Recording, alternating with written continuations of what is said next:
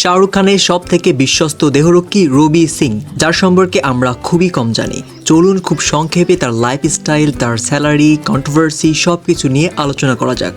রবি সিং এক দশকেরও বেশি সময় ধরে সুপারস্টারের জীবনে অবিচলভাবে উপস্থিত ছিলেন। রবি সিংয়ের অটল নিষ্ঠা তাকে শাহরুখ খানের কাছ থেকে অগাধ আস্থা অর্জন করতে সাহায্য করেছে। তিনি কেবল অভিনেতার নিরাপত্তার জন্যই নয়, তার স্ত্রী গৌরী খান এবং সন্তান আরিয়ান, সুহানা এবং আব্রাহামের জন্যও নিয়োজিত।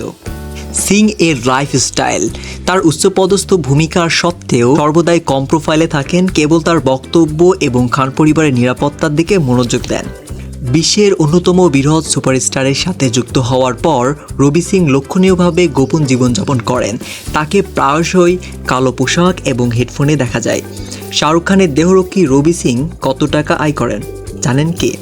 একাধিক মিডিয়া পোর্টালের রিপোর্ট অনুযায়ী রবি সিং বলিউডের সর্বোচ্চ বেতনপ্রাপ্ত দেহরক্ষীদের মধ্যে একজন, যার বার্ষিক বেতন 2.7 কোটি রুপি। এই উল্লেখযোগ্য পারিশ্রমিক খান পরিবারের দ্বারা তার ওপর অর্পিত অপরিসীম আস্থা এবং দায়িত্বকে প্রতিফলিত করে।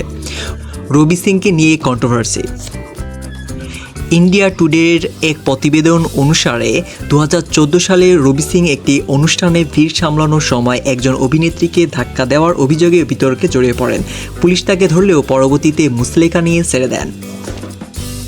এরপর 2022 সালে সিং মুম্বাইয়ের শিবাজি মহারাজ আন্তর্জাতিক বিমানবন্দরে যথাযথ ঘোষণা ছাড়াই 17.86 লক্ষ রুপির বিলাসবহুল ঘড়ি বহন করার জন্য কাস্টমস কর্মকর্তাদের কাছে জরিমানা দিতে বাধ্য হন। তবে যাই হোক, শাহরুখ খান তাকে অনেক বিশ্বাস করেন। এই ছিল তার জীবন নিয়ে সংক্ষিপ্ত বিবরণী।